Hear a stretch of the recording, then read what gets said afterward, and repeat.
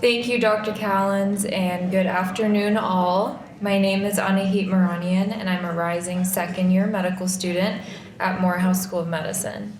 I'm one of the Maternal Health Observership Scholars this summer, and I have the honor of introducing two incredible women, Sherry Farr and Kelly Mercer, to discuss their work in improving preconception health and low birth weight rates in Lamar County. Sherry Farr is the County Nurse Manager of the Lamar County Health Department in Barnesville, Georgia.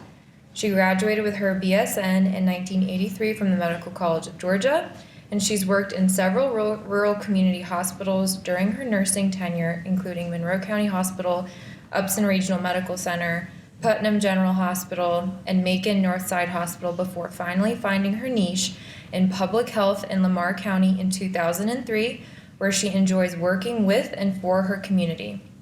She is married to Mark, and they have 3 grown daughters and 2 precious grandchildren.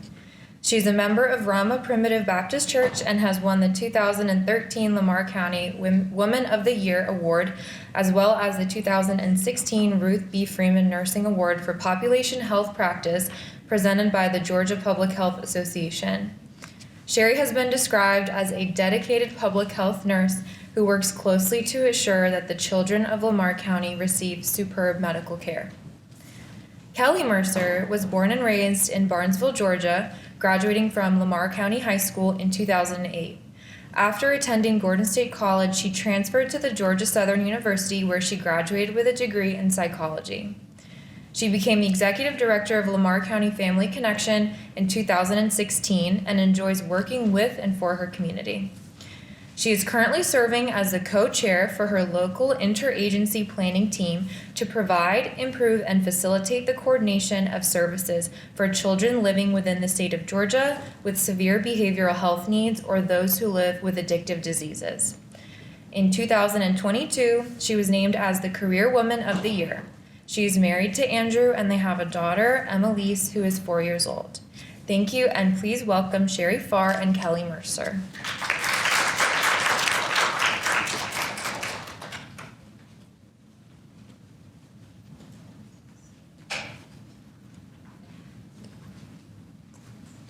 We'll let you guess which one's which, since she was not conceived when I was graduating from college. So good afternoon. I'm Sherry. I'm the manager at the Lamar County Health Department here in nearby, and I am so excited to be here. And I want to just say to the speakers who've come already, you have just validated the work that many of us have already do, and it's so good to hear that we're all really trying to make a difference in the lives of our women and children here in the community. So as one of the oldest in the room, I just want to say that it makes me feel good about what we do in our small community. So we were kind of nervous, so and I'm kind of corny, so I have a little knock-knock joke for you, so play along, okay? Knock-knock. Who's there? HIPAA. I can't tell you. All righty. You want to do this? Yeah, go ahead. You do it. Okay. All right. So we're just going to tell you a story about the work that we're doing in our small community on improving the health of our women to help reduce the rates of low birth weight babies in Lamar County. So it is a collaboration between the Department of Public Health, the Lamar County Health Department, and our Family Connection Collaborative. So this is a picture of our small community, Barnesville, Lamar County, Georgia. How many of you know where Barnesville is? Oh, wow. Great. Well, we love our community. All right, so Barnesville is, I have to put on my old lady glasses. Okay. It's in the rural west central Georgia area. We're 60 miles from Atlanta and 45 miles from Macon. Our population is around 19,080. 60.9% of those people live outside of the city, so in the rural areas of the county. 65% of our population are white, and 28.3% are African American, and we have about 3% Hispanic population. 52% of our population is female. We are very blessed to be the home of Gordon State College and University. And I know Mercer has a nursing school too, but Gordon State has one of the most wonderful nursing schools in the state of Georgia. I did not graduate from there. I graduated from the school that no longer is called the Medical College of Georgia, but that's where I graduated from. And but Gordon State is wonderful. We also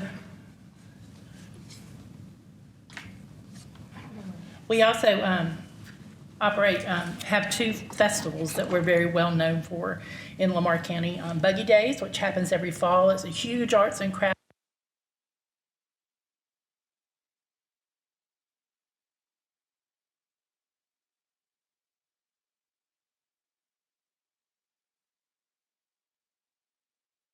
all outdoors and enjoyable, and they have a cook-off. If you like to cook, you can come and do it. So, all right, and you can see, well, you saw there our county health rankings. We're not very proud of all of our rankings, but I'm not sure that anybody in Georgia is too proud of any of our health rankings in Georgia.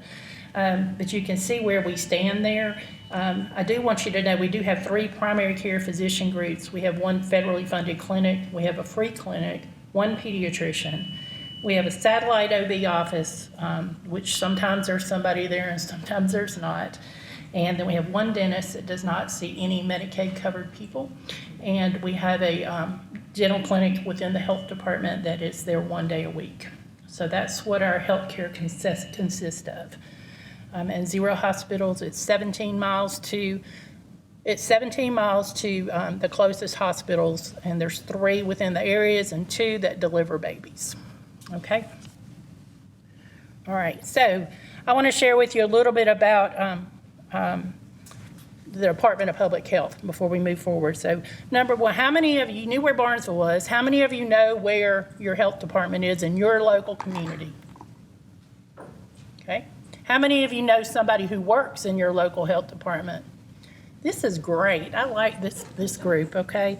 And if you didn't know, did you know prior to the pandemic anything about your health department? Most people did not, okay? We were the best kept secret in the world, okay? And I promise you, we still did the work that we do now. You just didn't know as much about it, okay? So every county in Georgia has a health department, so 159 of them, 18 health districts, and we work towards promoting health and disease prevention, working with our women and children, infectious disease and immunizations, environmental health, epidemiology, emergency preparedness and response. The EMS program for the state falls under the Department of Public Health. We have a pharmacy program, our nursing program, volunteer health people, and they came to light particularly during COVID. We work with health equity. We manage the vital records across the state, and we have a state public health lab. So we do a lot of things that you might not have known fall under the Department of Public Health. And there's other things, I just didn't mention those things. And you see here from this slide what our mission is. So let's talk particularly about the women's health aspect of what we do in public health. And this is where I was excited to hear that we really do follow along with what has already been talked about. So we cover these 4 perspectives in women's health: family planning, healthy pregnancy, focusing on maternal mortality, and breast and cervical cancer. So with family planning, we offer comprehensive health exams with reproductive health care services that are designed to meet and support the women of our state where they are. And so we help them to plan when they want to have children, if they want to have them. And we help to reduce those unintended pregnancies and help them to determine an effective birth control method that will help improve their family well-being. So we offer all birth control services in all counties, and that includes implants and the IUDs, and we recently have trained some of our nurses across the state to be able to insert the implants without the nurse practitioner doing that, and many of them are being trained in removing those too. So you can walk in today and say you want an implant and you can get it. So that's a progress, in my opinion, from where we are. We do screening and testing and STDs and HIV, and a comprehensive history on all of these women for family planning. Pregnancy testing and counseling, preconceptual health counseling, and pregnancy planning counseling. With our pregnancy services, we focus on the health of women and the babies before, during, and after their birth. We try to help assure that every pregnant woman has access to perinatal services to meet their individual needs. So we link them to presumptive Medicaid if they don't have an insurance payer. If they qualify, we link them there, and most health departments offer them an on-site comprehensive perinatal assessment on the day that they are seen to receive their Medicaid services.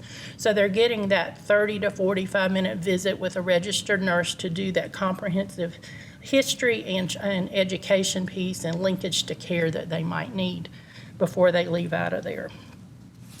Then our maternal mortality is, we've talked a little bit about that, but, we have that maternal and mortality review committee at the state level that is mandated that they review all maternal deaths. So that's a state law that they're all reviewed to try to figure out how we can prevent those things from happening. And then with the breast and cervical cancer screenings, we know that breast cancer is cancer is the second leading cause of death in the United States, and so we try to help any ways we can there.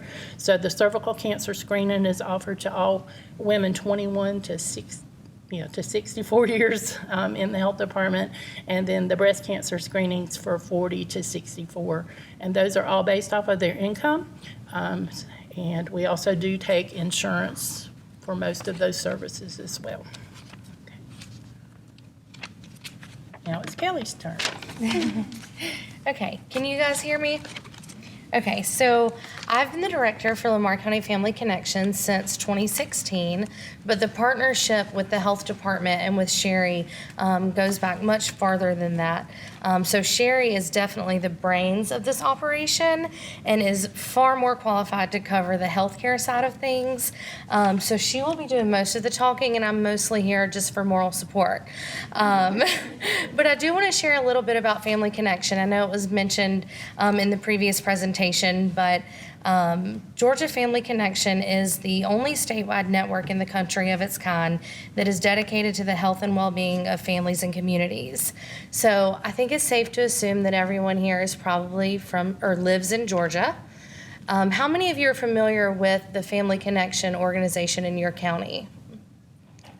I see a few hands, so that's good. But if you didn't know, Family Connection is in all 159 counties in Georgia. So every county has some type of Family Connection. And although they all operate differently and individually, they are all working together to bring together local and state level partners to work towards measurably better outcomes for all of our children, families, and communities. We do this by connecting our partners to resources, coordinating and managing efforts, advocating for systems change that will eliminate barriers and inefficiencies. So you can see that one of our main focuses is to build and strengthen relationships with our community partners, and from there we can do the work that is much needed. So one of the ways that we really reach and share in our community is through our resource guide. Many counties have something similar to this. We update it several times a year anytime we learn of something new that is out there. It has local, regional, and even some state level resources. And we place these resource guides all over in our community in every organization, business, agency, service provider that we can. And we distribute them at all community outreach events. There's also an electronic version that you can scan and have downloaded on your phone so that it's always at your fingertips. So this is definitely one of our most asked for services in Lamar County, and it's used extremely often because a lot of times we find that the resource is there, but people may not be aware of it. So this kind of shows you what's available in our county. Another important part of Family Connection is data and the use of that data. So Georgia Family Connection Partnership is the state's designated Kids Count grantee. And through this, they are able to provide state agencies and policymakers at all levels with current, reliable data that they need to inform decisions about improving outcomes for the children, families, and communities they serve. I always like to share this information because the partnership offers some really neat and useful data tools that are specific to collaboratives, but also their partners' needs. Some of these include a county profile, which would show demographics and profiles of child, family, and community well-being. Birth to 21 snapshots, which compare different indicators of your county to the state of Georgia. One of everyone's favorite is the online calculator, because you can choose an indicator and set a goal of how you would like to improve that indicator, and it will translate that goal into actual numbers of how many events you would need to improve that statistic. You can compare your county to other similar counties based on demographics. There are interactive maps showing state and house districts as well as census tracts. And there's also a tool to show data disaggregated by race and ethnicity. So if data can help you at all in your work, or if it just interests you, definitely check out the data tools that are offered through the Georgia Family Connection Partnership. So every year we create an annual plan, and we base that off of data as well as other county-informed decisions. And we choose strategies and focus on specific activities, programs, and services that help us implement those strategies. So in Lamar County, we focus on two separate strategies. One of those is emotional well-being, where we are working to improve the mental health in Lamar County. And one is recently retitled Live Healthy Lamar. For a very long time, that was titled Low Birth Weight, which is really what we're talking about today. We retitled that because we wanted to encompass the overall health of women and men of childbearing age, really health at all ages, and just how important preconception health is. And so what's neat about these two strategies is that they really cross over in so many ways, and we can work together and build off of each other to reach people in our community. So the work that we do within the Live Healthy Lamar strategy is what led us here today to talk about improving preconception health and low birth weight rates in Lamar County. So I'm going to pass it back to the expert.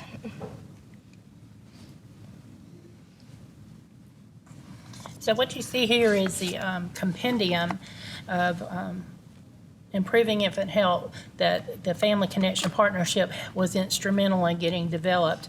It was a big working team out of the Department of Public Health, the March of Dimes, CHOA, Voices for Children, Healthy Mothers and Healthy Babies, Arthur Blank Foundation, Emory University Rollins School of Public Health, Georgia State University, the RAND Corporation, Morehouse School of Medicine, and the Medical College of Georgia. And this is actually been updated twice, so this is a second edition that's there. But this is where our work got started from, where the information came. And you see a picture there of Kelly and myself and two of our home visit nurses who have worked with us. And then you see Kelly's sweet baby down there at the bottom with a friend of hers. So, okay, So this just shows you a depiction of the low birth weights in Georgia from 2005 to 2020. The numbers are all over the page, you know, up and down and up and down. But obviously we do have some work still to do here in the state. So that graph is actually in that compendium. And the next slide shows us our Lamar County birth rates, low birth weights. And you can see how they have, in comparison to the green line, where Lamar County has kind of gone all over the place there. All right.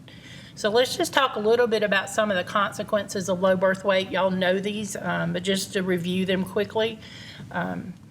Close to 70% of all U.S. infants who die in their first year were born weighing less than 2,500 grams. We see developmental delays and birth defects, long-term health conditions in these children, including asthma, diabetes, and heart disease. And we know that they're more likely to attain less education and earn less money as as they get older. We do see elevated hospital costs and long-term care costs related to these. So obviously, we have to have these interventions to help reduce the cost to the communities as well as to improve the health of our families. This is just a map that shows you across Georgia. You might see where your county lies in there. This is from 2020, I believe. So just kind of a pictorial thing for you to see. So as we move into telling you a little bit about why we got started here, let me just share with you that in 2007, I was invited by my then district nursing director to attend a conference, a state conference, perinatal care conference, that discussed low birth weight. And the surprising reason was we were one of two counties in our health district. It was Lamar County and Heard County. And we had some of the highest rates of babies born under 5.5 pounds in the state of Georgia. Here's the interesting thing. Both counties, and in our health district, Lamar is here and Heard is here. Okay, it's on the Alabama line, Lamar is here on the other health district line. Separated a long ways apart. Neither county had a hospital. Neither county had an OBGYN office in county. We had no idea we had those high numbers, because we didn't have those facilities there to share those information with us. So it just came up, and so this was put into our heads. What are y'all going to do about this? How are we going to address this? We need to think about it. So we began thinking about it. And in 2009, Family Connection started talking about it. I guess that compendium came out all around that same time, and so we kind of married our thoughts together. It wasn't Kelly at the time. She was still being a baby, in high school. But we joined together, and in 2010, we received a planning grant to start working on this strategy. So we were very excited to do that. So we're going to show you a little video now that's going to take us back in time. You may see a younger version of me without white hair.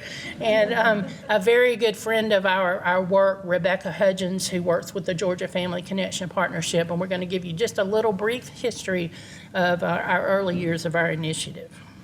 When we first started the work of the low birth weight prevention initiative in Lamar County, and really in all three counties, in Butts, Vernon, and Spalding, we really started by our technical assistance providers coming in and working with the collaborative to identify who are the partners that you need at the table when you're talking about improving women's health through a collaborative that's really focused on changing the system of services and changing the way women think and the things that women have access to.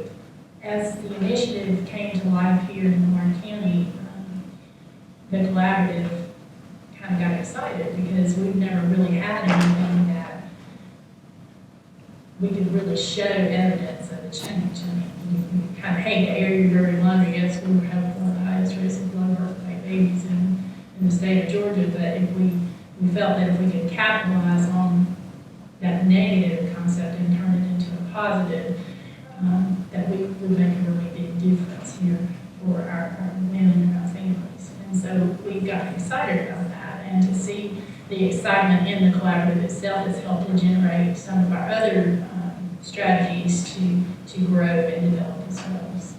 What we learned from doing this work a little differently with the low birth weight cohort is that some of those learnings we were able to have happen in a peer-to-peer format.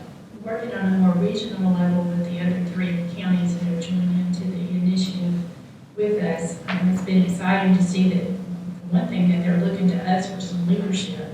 That can be kind of intimidating as well because it really keeps you on your toes, but it's nice to say, you can do this, to encourage them to get them to grow as well. And then, of course, when you gather together as a group, there's stability in numbers. So they were able to come together as a cohort and have some learnings that were, I think, strengthened by that county-to-county partnership in addition to those internal partnerships in each county. We've been working very hard on developing some community partnerships to help grow our initiative and reach out the education. The first partnership we developed was through a local pharmacy to help with the provision of folic acid to ladies who didn't have access to that. We also have partnered with the private providers. Again, we provide them with marching orders, handouts, and other pertinent information to provide to their patients. We invite them to our strategy team meetings, and several of them have given talks to us to help keep us on track with what's going on. Each strategy in these 4 counties is unique and has some of the same programs and activities. And so it's both honoring the uniqueness of every county, but also recognizing that there are some kinds of programs and activities that really can be the same across counties that are working on the same initiative, trying to move the same indicator. Our strategy here in Lamar is to improve the overall health of our women of childbearing age over the next several years. We've made a big difference already, and we know that with that improvement of health, that will also reduce those, hopefully reduce the incidence of high numbers of low birth weight babies being born. The 2 indicators that are of great interest in Georgia right now and are also like low birth weight, an indicator that really is a lead indicator. One is reading on grade level, which is grade 3, and one is childhood obesity. We know that both of these are indicators of well-being later in life, and are also connected with a lot of other indicators that are of interest, including low birth weight prevention. We will begin to bring attention to the importance of the indicators and where they intersect, where these indicators really together can really improve child and family well-being across the state.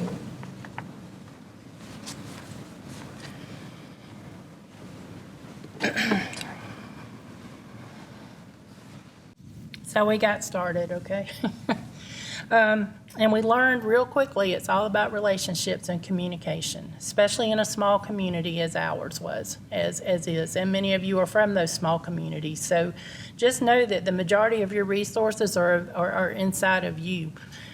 You have it. You have the ability to make those changes. These are some of the promising practices recognized through the work with preconception and interconception, increasing our inter-pregnancy intervals. That birth from conception to conception, 18 to 24 months is the best time periods. That's been very difficult in our small community because of the generational habits of the stair-step children, and I'm guilty of that myself, so I can say that.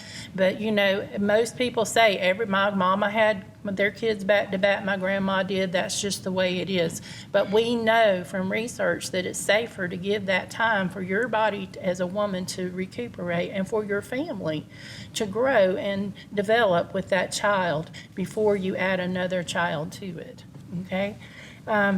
We want to decrease those unwanted pregnancies.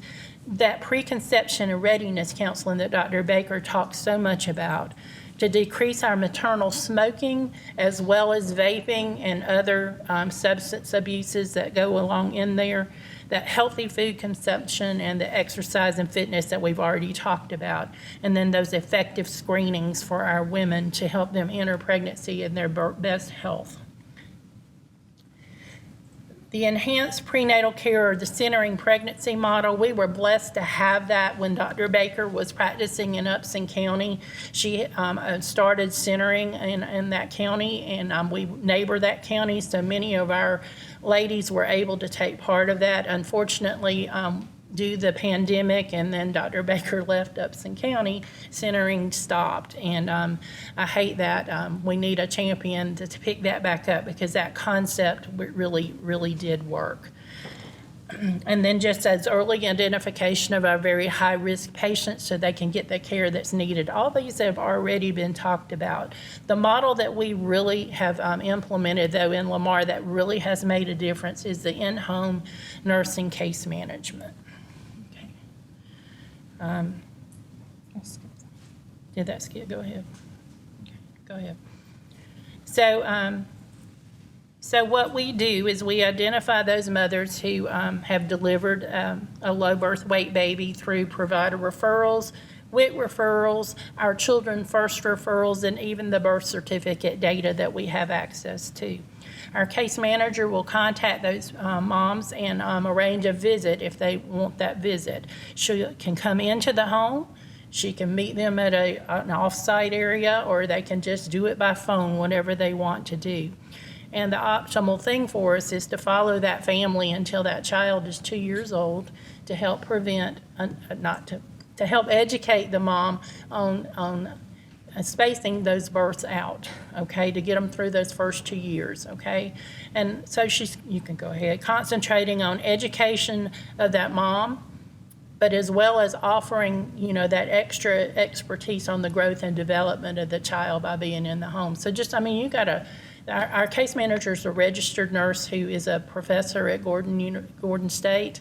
And so you got a professional coming to your home, no charge to you, taking care of you and giving you advice on your baby, and then connecting you up to the resources and care that you need for other things.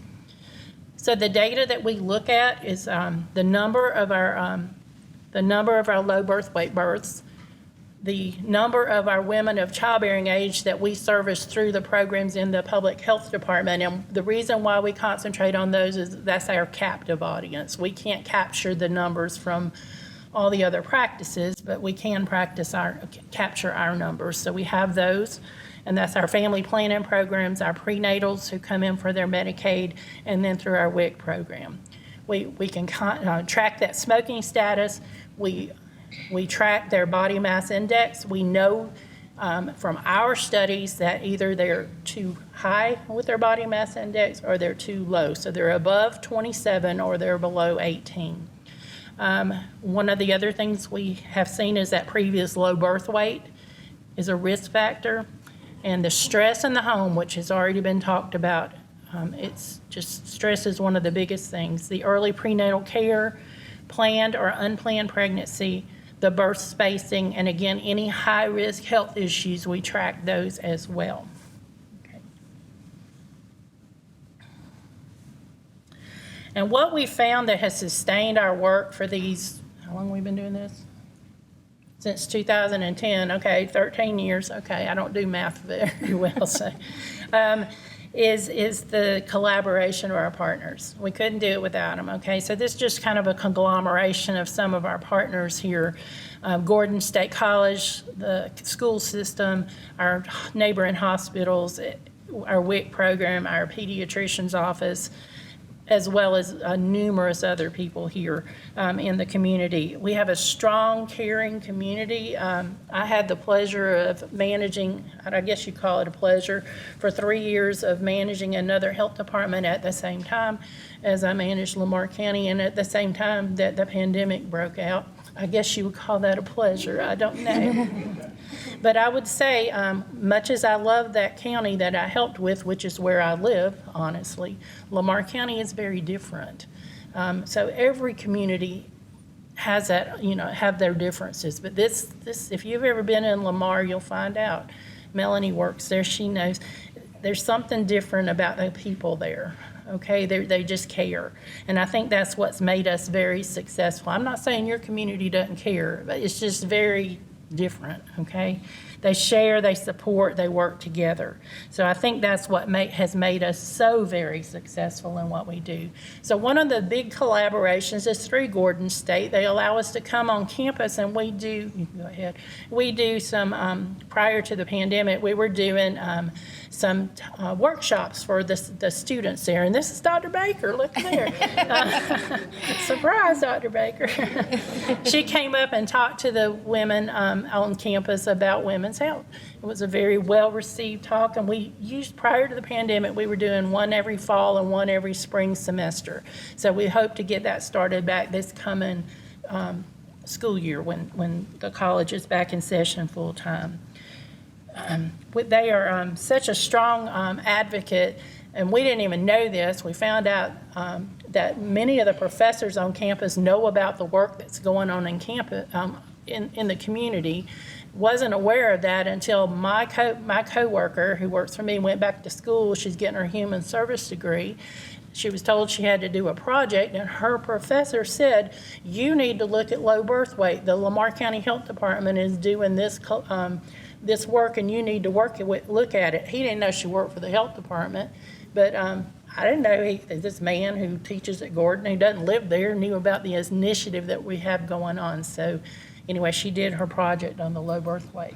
And the other really big supporter is our school system, and Kelly's going to talk to you about them. Oh, That would have been Dr. that's Baker's Gordon. audience at one of our symposiums. So I have a couple quotes for you. Low birth weight children demonstrated deficits in all reading domains and had poorer cognition at the age of 7 with reading ability related to vocabulary. Beginning vocabulary was found to predict early word decoding and reading comprehension. From 2nd grade on, word decoding predicted later vocabulary development. Moreover, a reciprocal relationship between the children's advanced vocabulary and reading comprehension was detected. We've heard a lot about literacy today and how important it is. So what do these facts mean for Lamar County? Our current low birth weight rate is 12%.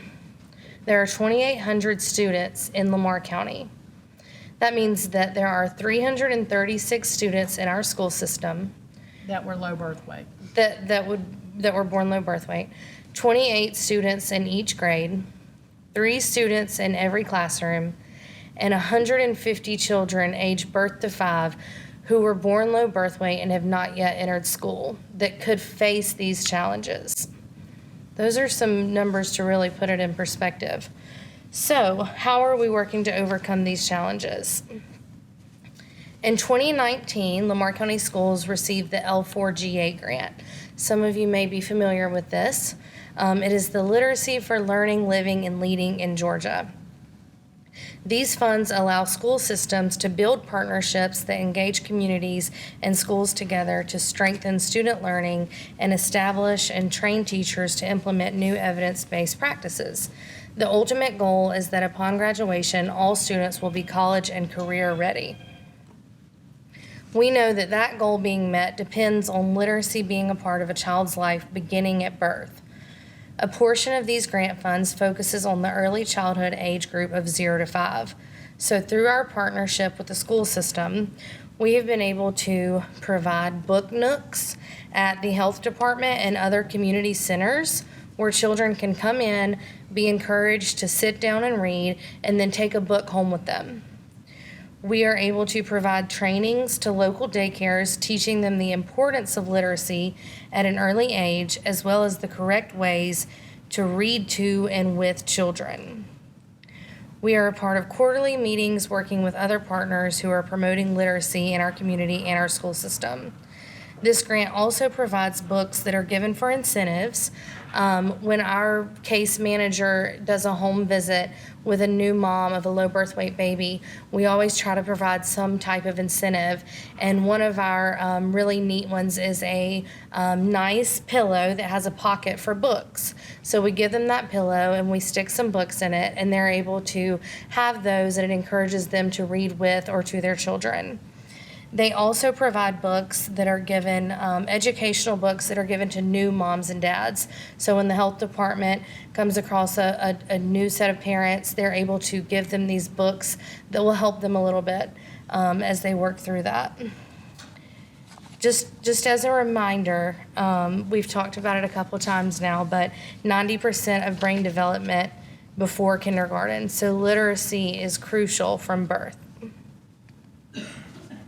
That's a photo of our book nook at the health department.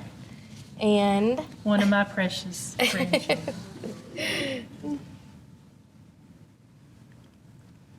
We also have a very strong partnership with WIC, and y'all are familiar with Women, Infants, and Children Nutrition Program. Of course, it falls in with Public Health Department, but we work really hard with them. We work with them with their farmers market in our community once a year. They do a local farmers market for our WIC participants. We usually see 200 to 300 people through there, giving them vouchers that help them with fresh fruits and vegetables. They do cooking matters classes. Right now they're online, but when they were face-to-face prior to the pandemic, they would come in, they would learn to cook in an electric skillet or a microwave, and they have a recipe that was based off of WIC-related foods. And then the collaborative through low birth weight, we would provide them with the ingredients needed for the recipes. So every person who participated took home those ingredients or a card where they could go purchase the ingredients to cook. It was a lot of fun. It smelled good and it tasted really good too. So, and then we worked really hard to promote those WIC services throughout the community. And actually during the pandemic across the state, and particularly in our counties, the WIC enrollment numbers increased significantly. And a lot of that has to do with the fact that they went virtual, and so people don't have to come and sit and wait in the offices and everything. They do it all virtually, and now they've gone to the wonderful EBT cards instead of those paper vouchers that embarrassed them and slowed everybody else down and made other people angry with them while they were waiting in the grocery store line. So it's so much easier. And so our numbers in Lamar picked back up.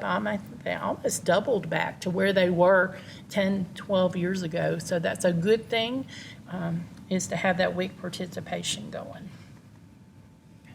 So where are we now? Okay, the state of Georgia is at 10.10. I don't have on my glasses, can't see. 10.16, and our 3-year average is 10.73. We call that progress. You may think, well, you've been doing this for 13 years, y'all should be down to 6. We'll never be at 6, guys. We're talking about teaching people how to change lifestyles and thought processes. That takes an eternity to do, if you do it at all. So the fact that we got from 12% down to 10 and right on the levels with the state, we're happy with that. And we will just keep working. This is just a continual work in progress that we will just keep doing, because people are people and they're going to do what they want to do.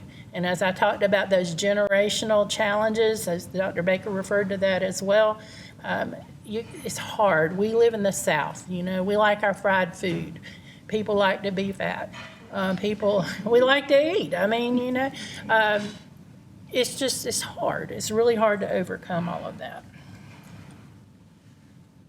So these are some of the services that we do have that have come out based off of the work that we've been doing. That case management program, which did stop during the pandemic. We couldn't do that during the pandemic. We didn't have the personnel, and plus you just couldn't go into people's homes. But it has restarted, and we're currently following 21 moms, I believe. And in addition to those moms that have delivered a low birth weight baby in the past 2 years, we also follow our prenatals and any mothers of babies that were referred to us through Children's First. If that baby's within those 2 years of life, they get a contact by that case manager as well, just to make sure they're okay. So it gives them a little extra seatbelt safety for raising their children, okay? That in-depth family health and history and family planning, the healthy choices in the community, our smoking cessation through our state quit line, that strong partnership with WIC, the linkage to providers and community resources, and insurance information. That's really tough. You talk about these ladies without insurance. Thank goodness for the extension of Medicaid for that first full year, and thank goodness we can link them over to Planning for Healthy Babies, which gives them additional insurance to cover them after that. And then in Lamar, we have a school-based health center. It's in our primary school. We do wellness checks on those children, and we're excited about that. And we give information about preconceptual health to those families. We do have a dental clinic in the Lamar County Health Department 1 day a week, and they service our mothers as well, except if they've delivered, and because then their dental care stops at the time the baby is delivered. So, and then it links them to the literacy programs. Okay, so we also like to talk about money. Well, we don't like to talk about money, but you have to talk about You do, money. and politicians and community leaders really like this information. They may think that a baby being born low birth weight doesn't affect them, but it truly does affect everyone in the community in different ways. And one of those ways is through cost impact. So I want you to take note that these charges are based on 2006 reports. Unfortunately, we do not have updated analysis of recent low birth weight cost.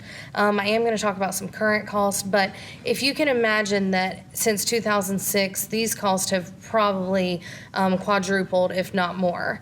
But it shows you the difference in the cost of a baby born at a normal birth weight versus a baby born at low birth weight or very low birth weight. So an infant weighing between 1,500 to 2,499 grams is low birth weight, and an infant weighing 500 to 1,499 grams is very low birth weight.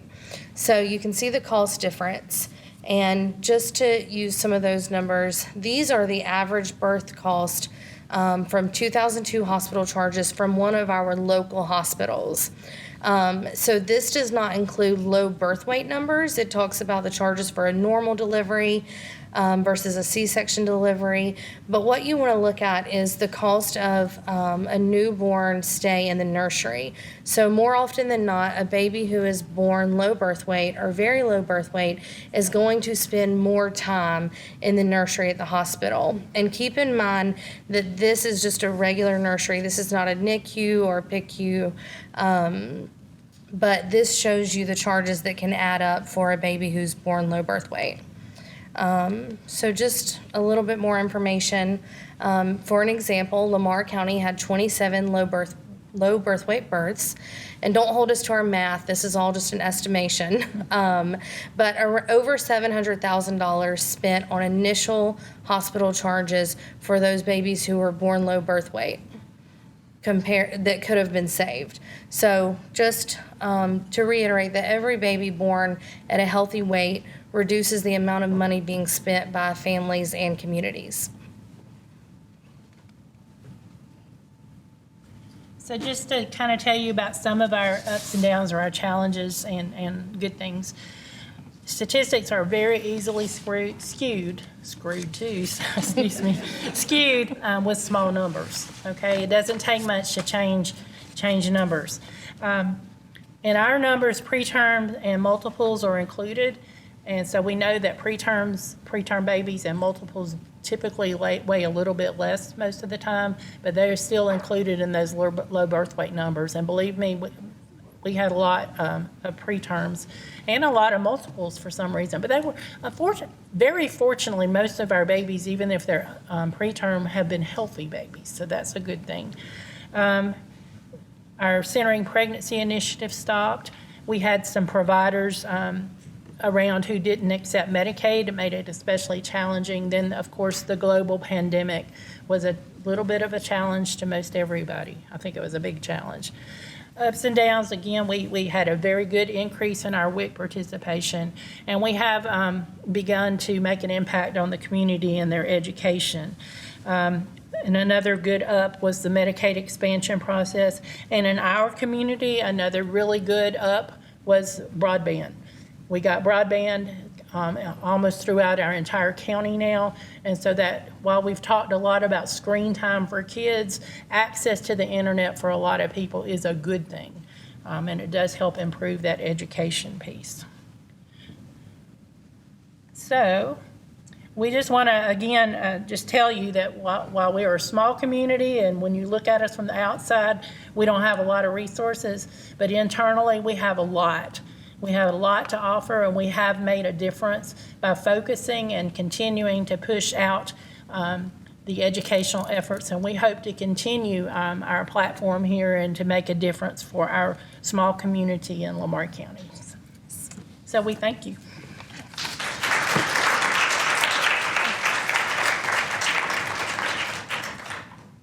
Do we have any questions? What do you have for your women that fall outside of the Medicaid? You know, like you said, you had a certain percentage of Hispanics, so like if you come from Haiti and they can't get health care, Medicaid for 5 years, do y'all have any special grants or programs? Or it's like, We use our resources and try to link them as much as possible to where we can. My go-to person had always been Joy, and it still is because, and she has linked me up with some people who are able to help our, especially, particularly our undocumented Hispanics. There's still some locations in Atlanta. I know some different people to call. I think Dr. Callis talked about that. You know people, so you just know them and you call and you get them linked as much as you can. We do have some local, particularly one family planning, primary care doctor in town who will help see them at a reduced cost and run them through public health, and we've done their labs for them. It's been a while since we've had that happen, but we do our best to link them to the care that they need. If you remember Dr. Eva Martin from Houston, they have a free clinic there where they have undocumented Hispanic and a lot of help and options for them. So she's a great resource and is always one to help. They also have an LGBTQ plus clinic there where they offer assistance. Thank you. Eva Martin, she's fantastic. Question? Another one? You mentioned, I'm curious about funding and trying to expand your funding for more opportunities. You have a planning grant that you initiated. You know, I didn't even talk about that. I'm so sorry. We have been funded all 13 years by the Kaiser Foundation. Well, that was my question. And we did have one year we received a 3-year grant from the March of Dimes, and after 1 year, they took the other 2 years back. But we are very frugal with our spending, and we have a way of allocating on the books where the money's gone and have it available to keep the work going. So that's kind of how we've done that. So. I was just wondering if you pursued a HRSA Rural Health Development Grant, because that could really give you major dollars to expand your case management programs. That's actually on my list to look at since the pandemic has gotten to a more manageable level for us. So. You want to tell them who you are? I'm Dr. Susan McClendon. I coordinate, I've worked in public health my whole career. I was a county nurse manager and worked on a district and state level. Worked a lot with grant research and grant rights, and then managing grant programs. We actually had, I was affiliated with Waycross District, District 92. We actually had a home visitation program and still do for high-risk moms.